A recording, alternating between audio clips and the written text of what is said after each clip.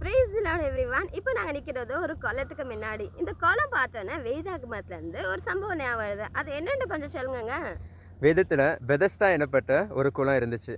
இந்த குளத்தில் மண்டபங்களும் கட்டி வச்சுருந்தாங்க. அந்த மண்டபத்தில் அநேக வியாதியஸ்தர்கள், குருடர்கள், சப்பானிகள், இன்னும் பல பிரச்சனையில் பலவீனத்தோடு இருக்கிற எல்லாரையுமே அங்கே கொண்டு வந்து வைத்தார்கள். காரணம் ஏன்னா, எப்போவாவது ஒரு நேரம் தேவதூதர்கள் வந்து அந்த குளத்தினுடைய தண்ணீரை கலக்கும்போது யார் முதலாவது அந்த குளத்தில் இறங்குறாங்களோ அவங்களுக்கு பரிபூர்ண சுகம் கிடச்சிச்சு. அதே சமயத்தில் தான் அந்த இடத்துல 38 வருஷமாக ஒரு மனிதன் வியாதியில் படுத்து கிடந்தான். அவனால் எழுந்து போக முடியாத ஒரு வியாதி, பலவீனம்.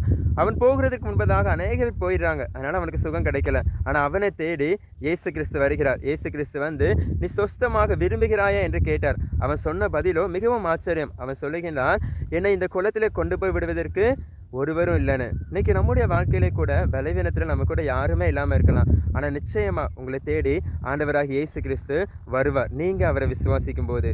ஒருவேளை இன்னைக்கு நீங்களே யோசிச்சு கொண்டு இருக்கலாம், நான் எத்தனையோ டாக்டர்ஸ்கிட்ட போய் பார்த்துட்டு எவ்வளவோ முயற்சி பண்ணியாச்சு, அப்படியெல்லாம் பார்த்து எனக்கு இன்னும் சுகம் கிடைக்கலையே, இதெல்லாம் தாண்டி என்னை பார்க்கறதுக்கு கூட சரியா யாருமே இல்லையே அப்படி யோசிச்சு கொண்டு இருக்கிறீங்களா?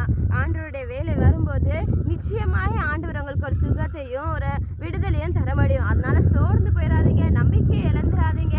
நிச்சயமாய் ஆண்டவர் உங்களை சுகமாக்கி உங்களை ஆண்டவர் சாட்சியாய் நிறுத்துவார். God bless you all.